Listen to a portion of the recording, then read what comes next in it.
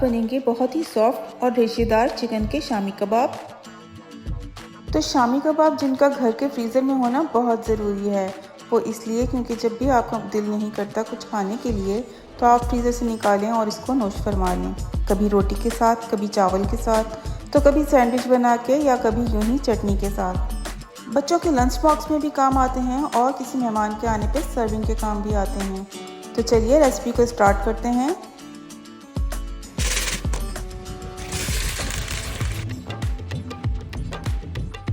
अस्सलाम वालेकुम फ्रेंड्स, मैं आयशा उम्मीद करती हूँ आप सब खैरियत से होंगे।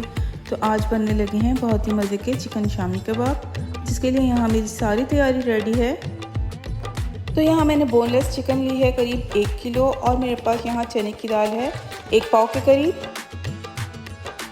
और इसमें डालने के लिए जो इंग्रेडिएंट्स मैंने लिए हैं उसमें सॉल्ट मैंने लिया है अपने टेस्ट के हिसाब से, गरम मसाला लिया है 1 टीस्पून, जिंजर का 1 इंच का टुकड़ा लिया है, इसके अलावा मुट्ठी भर मैंने लिया है गार्लिक, दरमियाने साइज़ की प्याज ली है और रेड चिली भी अपने टेस्ट के हिसाब से ही इसमें जाएगी। और साथ ही रखे हुए ये प्याज, धनिया और हरी मिर्च मेरे आगे काम आएंगी। तो यहाँ ले लिया है मैंने पैन और इसके अंदर जाएगी सबसे पहले चने की दाल। और दाल पैन में डालने के साथ ही मैं ये सारे इंग्रेडिएंट्स जो हैं ये दाल में डाल दूँगी। और साथ ही मैं इसके अंदर इतना पानी ऐड करूँगी जितने में ये हाफ कुक हो जाए। और सभी चीज़ें मिक्स करने के बाद मैं इसे पहले 5 मिनट के लिए रखूँगी हाई फ्लेम पर और उसके बाद फ्लेम को मीडियम कर दूँगी और इसको गलने के लिए रख दूँगी। करीब 15 मिनट में ये हाफ कुक हो जाएगी और बस 15 मिनट के बाद इसको चेक कर लेंगे।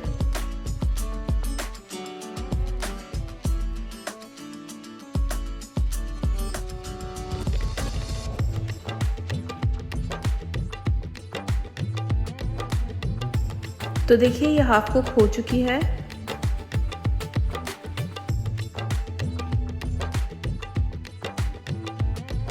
बस जैसे ही ये हाफ कुक होगी मैं इसके अंदर ऐड करूँगी चिकन। तो फ्रेंड्स यहाँ इसके अंदर और पानी की ज़रूरत नहीं पड़ेगी, क्योंकि जितना पानी ये रिलीज़ करेगी चिकन उस पानी में ही दाल भी गल जाएगी और चिकन भी बहुत अच्छे से गल जाएगी। एक बार सभी चीज़ों को अच्छी तरह मिक्स करने के बाद इसे कवर करके रख देंगे करीब 20 मिनट के लिए।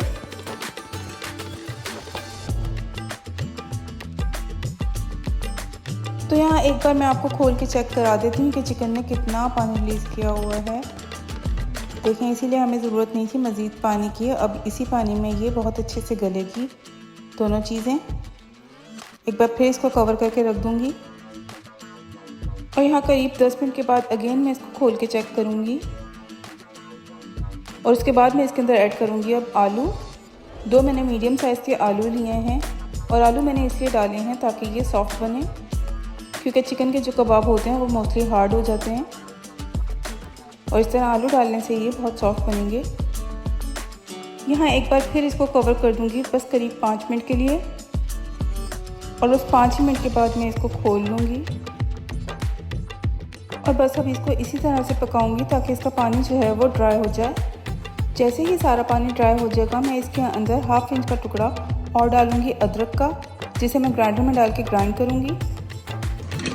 तो यहाँ मैं हाफ बैटर को चॉपर में डाल के चॉप करूंगी और हाफ को इस तरह से मैशर से मैश कर लूँगी। मैशर से मैश करते हुए इसके जो रेशे बनेंगे वो बहुत अच्छे लगते हैं खाने में। और बाकी को अच्छी तरह से ग्राइंड कर लूँगी। इस तरह खाने में रेशे भी आएंगे और कबाब की जो टिक्कियाँ बनेगी बहुत फाइन बनेगी। अब इसमें ऐड करूँगी वो मसाला जो मैंने पहले से कट करके रखा हुआ है, यानी कि प्याज, धनिया और हरी मिर्चें। सारी चीज़ें अंदर डालने के बाद इसको बहुत अच्छे से मिक्स कर लूँगी। तो यहाँ मिक्सिंग करने के लिए आपको अपने हाथ की ज़रूरत पड़ेगी और अगर आपको हाथ पे मिर्चें लगती हैं तो आप ग्लव्स पहन सकते हैं। और अच्छी तरह मिक्सिंग करके कबाबों की टिक्कियाँ बना लें।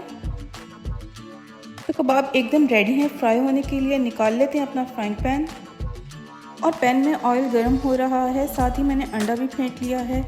अंडा एकदम ऑप्शनल है, आप लगा के फ्राई करना चाहें तो ठीक है, नहीं तो आप बिना अंडे के भी फ्राई कर सकते हैं। तो चलिए कबाब सारे पैन में चले गए हैं फ्राई होने। अब इनको उलट पलट करते हुए दोनों तरफ से बहुत ही अच्छा सा गोल्डन फ्राई कर लेंगे। एक तरफ करीब 2 से 3 मिनट रखने के बाद इसको पलट लेंगे। जैसे ही कबाब दोनों तरफ से गोल्डन हो जाएंगे, इनको डिश आउट कर लेंगे। और अब इसके बाद मैं आपको इसकी फाइनल लुक दिखा देती हूँ। और इस वक्त मैंने कबाब सिंपल ग्रीन चटनी और सैलेड के साथ सर्व किए हैं। तो देखिए लग रहे हैं ना कितने मज़ेदार से। आई होप कि आपको ये रेसिपी पसंद आई होगी, और अगर आपको मेरी रेसिपी पसंद आई हो तो मेरे चैनल को सब्सक्राइब कर दीजिएगा, वीडियो को लाइक और शेयर कर दीजिएगा, अच्छे से कमेंट्स भी कर दीजिएगा। और हाँ, बेल आइकन प्रेस करना हरगिज़ नहीं भूलिएगा ताकि आने वाली हर वीडियो आपको ईजिली मिल सके। Thank you.